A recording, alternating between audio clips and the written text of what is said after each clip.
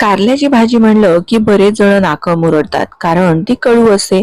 पण जसे आपण इतर चवी खातो आंबट, तिखट, गोड, तुरट, खारट, त्याच पद्धतीने ही कारल्याची भाजी म्हणजे कडसर जरी चवीची असली तरी सुद्धा ती शरीरासाठी अत्यावश्यक आहे. पण आज आपण एका खास पद्धतीने तयार करणार आहोत की जरा सुद्धा याचा कडसरपणा जाणवणार नाही आणि मस्त अशी चमचमीत भाजी तयार होईल. नमस्कार, मी प्रिया, तुमच्या सगळ्यांचं खूप खूप मनापासून स्वागत. इथे मी ही पाव किलो या प्रमाणात कारली घेतलेली आहेत. कारली स्वच्छ धुवून घेतलेली आहेत. मस्त अशी ताजी हिरवीगार कारली घ्यायची आहेत. आता हे कारले आपल्याला चिरायचे आहेत आणि त्यातला बीचा भाग असतो तो काढून घ्यायचा आहे. त्याकरता इथे मी कारल्याचं मागचं आणि पुढचं देठ काढून घेतलेलं आहे. त्यानंतर सुरीच्या या पुढच्या टोकाने अशी याची सगळी जी बियांचा भाग आहे ना तो काढायचा आहे. कारण बियाणा जर काही टणक असतात कधी कधी तर त्या दाताखाली खाताना कटकट लागल्या जातात, म्हणून या सगळ्या काढून घ्यायच्या आहेत. किंवा मग अशा चमच्याचं मागचं जे टोक असतं ना त्याच्याने जरी काढलं ना तरी सुद्धा बघा अगदी मस्त पटकन सगळ्या बिया निघतात. तुम्हाला जर ही चमच्याने काढण्याची पद्धत आवडली असेल तर पटकन व्हिडिओला एक लाईक करा. बघा सगळ्या बिया अगदी व्यवस्थित निघून येतात. जरी तुम्ही भरलं कारलं करणार असाल ना तरी सुद्धा या पद्धतीने या अशा बिया काढून घ्यायच्या. ही अतिशय सोपी पद्धत आहे. आणि मग त्यानंतर आज मी काचऱ्या करणार आहे, त्यामुळे या अशा गोल गोल याच्या चकत्या तयार करून घेणार आहे. अतिशय पातळ म्हणजे अगदी एका वाफेत ही भाजी शिजायला हवी इतक्या पातळ मस्त अशा मी या चकत्या तयार करून घेतलेल्या आहेत. बघा मस्त अशा अगदीच आधीच बिया काढल्या असल्यामुळे मस्त अशा पातळ चकत्या आपल्याला सहजपणे करता येतात. आता या सगळ्या चकत्या एखाद्या खोलगट ताटात किंवा बाउलमध्ये घ्यायच्या आहेत आणि यावर आपल्याला मीठ लावायचं आहे.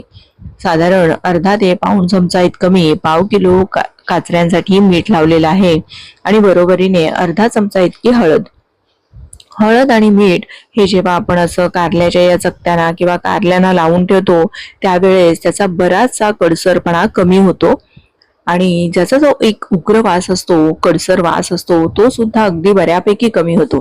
त्यामुळे हळद मीठ लावून हे असंच आपल्याला थोडा वेळ बाजूला ठेवून द्यायचं आहे आणि कारल्याला जे पाणी सुटेल ते सगळं काढून टाकायचं आहे. इथे आपण एका पॅन मध्ये एक छोटंसं वाटण करूयात. त्याकरता मूठभर शेंगदाणे घेतलेले आहेत, 5 ते 6 लसूणच्या पाकळ्या घेतलेल्या आहेत, मूठभर सुक्या खोबऱ्याचे तुकडे घेतलेले आहेत आणि 1 चमचा जिरे घालायचे आहेत आणि हे मस्त असं तांबूस रंग येईपर्यंत भाजून घ्यायचं. खोबरं, शेंगदाणे याचा मस्त असा एक खमंग सुवास दरवळायला पाहिजे आणि खोबऱ्याचा रंग सुद्धा चांगला असा तांबूस व्हायला पाहिजे. हे असं आपल्याला चांगलं इतकं भाजून घ्यायचं आहे म्हणजे भाजीला ना तर्री छान येते आणि भाजी सुद्धा खमंग होते. बघा खोबऱ्याचा रंग मस्त असा तांबूस होईपर्यंत मी हे चांगलं परतून घेतलं. गॅस आता बंद केलेला आहे आणि मग देठासहित थोडीशी कोथिंबीर घातलेली आहे. कोथिंबीर अशी देठासहित घातली की तिचा स्वाद खूप छान येतो. आणि आता हे अगदी गरजे इतपत पाणी घालायचं आणि हे चांगलं मिक्सरला बारीक फिरवून घ्यायचं आहे. आता पुन्हा त्याच पॅन मध्ये एक साधारण 1 ते 1.5 टेबलस्पून इतकं मी तेल घातलेलं आहे. त्यामध्ये पाव चमचा मोहरी घालायची. मोहरी छान अशी तडतड उडायला लागली आणि फुटल्यासारखी झाली की मग यामध्ये साधारण एक छोटा पाव चमचा इतकं मी हिंग घातलेला आहे. काही कढीपत्त्याची पानं घालायची आणि एक छोट्या आकाराचा कांदा अगदी बारीक चिरून तो घातलेला आहे. आता भाजीला लागणारं मीठ या स्टेजला आपण इथे घालायचं आहे.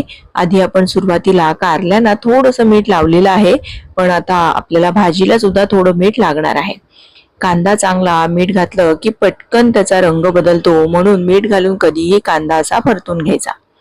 कांदा चांगला बघा मस्त असा परतला आहे, हलकासा रंग सुद्धा बदलायला लागलेला आहे. आता हे शेंगदाणे, खोबरं, कोथिंबीर, लसूण आणि जिरे याचं जे वाटण आहे ते अगदी बारीक मी असं वाटून घेतलेलं आहे ते घातलं.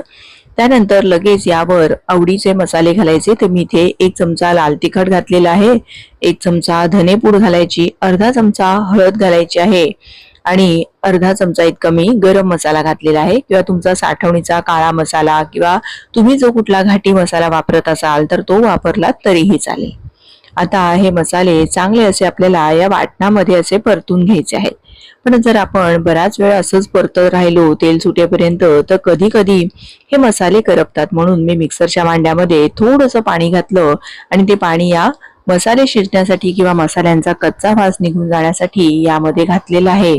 आणि आता आपण मसाले चांगले शिजू देणार आहोत, कारण यामध्ये जरी आपण सगळे जिन्नस भाजून घेतले असेल ना तरी सुद्धा तेल थोडंसं असं सेपरेट होईपर्यंत हे परतून घ्यायचं किंवा अगदी गॅस बारीक करायचं आणि झाकण ठेवून हे असंच थोडं तेल सुटेपर्यंत ठेवून द्यायचं आहे.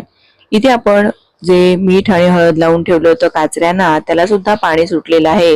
ते पाणी काढून टाकायचं आणि ते काचऱ्या सुद्धा स्वच्छ धुवून घ्यायचे आहेत. इथे बघा तेलही मस्त असं सुटलेलं आहे. आता या मी स्वच्छ धुवून घेतलेल्या काचऱ्या यामध्ये घातल्या आणि जर गरज वाटत असेल तर तुम्ही थोडंसं यामध्ये मीठ सुद्धा वाढवू शकता. आणि एकदा चांगलं या वाटणात किंवा या मसाल्यामध्ये या कारल्याच्या काचऱ्या चांगल्या अशा परतून घ्यायच्या आहेत. बघा मस्त अशा या चकत्या छान अशा वाटणाने सगळ्याकडून कोट झालेल्या आहेत. आता यावर गॅस अगदी लहान करायचा आणि मिनिट 2 मिनिटाची वाफ घ्यायची आहे. चकत्या अगदीच पातळ चिरलेल्या आहेत, त्यामुळे त्या अगदी 1-2 वाफेमध्ये चांगल्या शिजतात. आता यामध्ये आपल्याला थोडंसं पाणी घालायचं आहे, कारण मला थोडंसं थपथपीत रस्सा भाजी हवी आहे. त्यानंतर इथे मी साधारण लिंबा एवढी चिंच कोमट पाण्यात भिजायला घातली आणि त्यासोबत गुळ सुद्धा घातलेला होता. असं हे चिंच आणि गुळाचा कोळ आहे. हा इथे आपण साधारण 1 ते 1.5 टेबलस्पून घातलेला आहे. याच्याने भाजीची चव गोडसर होत नाही, पण जो कारल्याचा एक कडसरपणा असतो किंवा एक उग्रपणा असतो तो थोडासा बॅलन्स होतो आणि फारशी अशी कडसर भाजी लागत नाही.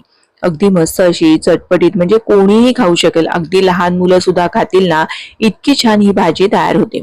आता हे आंबट गोड तिखट सगळ्या चवी अगदी मस्त अशा या कारल्यामध्ये उतरायला हव्यात, म्हणून पुन्हा झाकण ठेवलं आणि मिनिट 2 मिनिटाची वाफ घेतली. बघा काय मस्त अशी चमचमीत आपली ही थपथपीत अशी भाजी तयार झालेली आहे.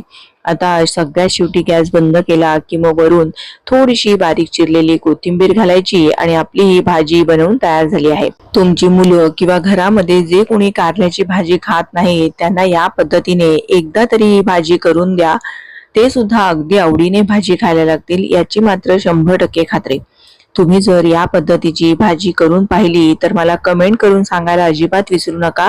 तुम्हाला ही आजची भाजी थोडी जरी आवडली असेल तर एकदा तरी नक्की तयार करून पहा आणि तुमचा अनुभव माझ्यासोबत शेअर करा. व्हिडिओ थोडा जरी आवडला असेल तर प्लीज एक व्हिडिओला लाईक करा. तुमच्या मैत्रिणींना आणि नातेवाईकांना जास्तीत जास्त शेअर करा. तुम्हाला आणखीन कोणत्या कोणत्या रेसिपीज पाहायला आवडतील हे सुद्धा कमेंट करून सांगायला अजिबात विसरू नका. पुन्हा लवकरच भेटूया अशाच एखाद्या छानशा उपयुक्त आणि सोप्या रेसिपीसह. धन्यवाद.